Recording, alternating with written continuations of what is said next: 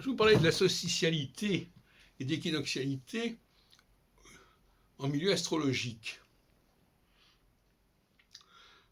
En période de solstitiale comme la période actuelle, il est normal que certains, par exemple, parmi les gens que je rencontre actuellement, soient convaincus que c'est en lisant les textes anciens qu'on trouvera la solution, qu'on recentrera l'astrologie. On pense notamment au projet Insight avec Robert Hahn, etc.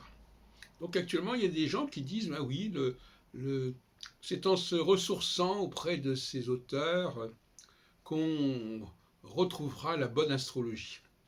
Et ça, c'est typiquement solstitial.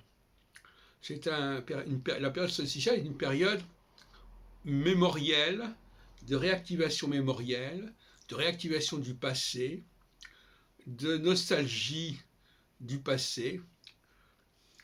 C'est un peu le problème de la querelle des anciens et des modernes, d'ailleurs. Et la période équinoxiale serait plutôt celle des modernes.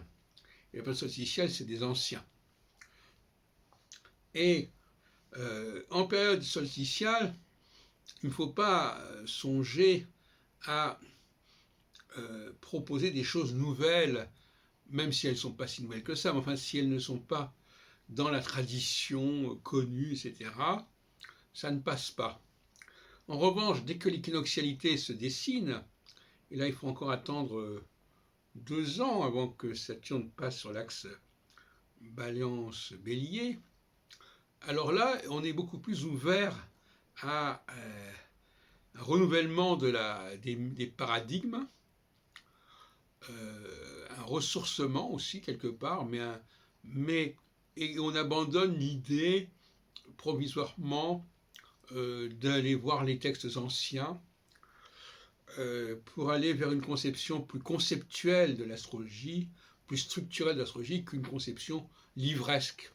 Parce que la socialité a un côté livresque, il faut lire les textes, voilà, il faut les assimiler.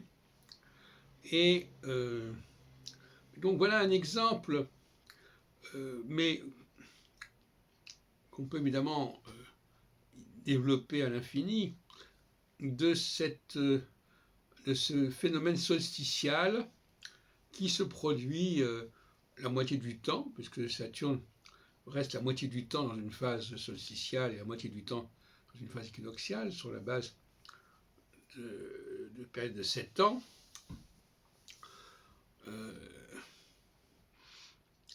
Quand on veut faire des réformes sur des choses nouvelles, il vaut mieux attendre la période équinoxiale. On risque de s'épuiser à vouloir faire certaines choses en période solstitiale. Et inversement d'ailleurs. Par exemple, la France n'a pas vraiment résisté, ne s'est pas vraiment rebellée contre l'influence, l'occupation allemande avant l'arrivée de Saturne en phase solstitiale, en 1944. Donc la période précédente était une période où il y avait un esprit européen, eh oui, européen, c'est-à-dire fédéral, dépassant les nationalités, les nationalismes.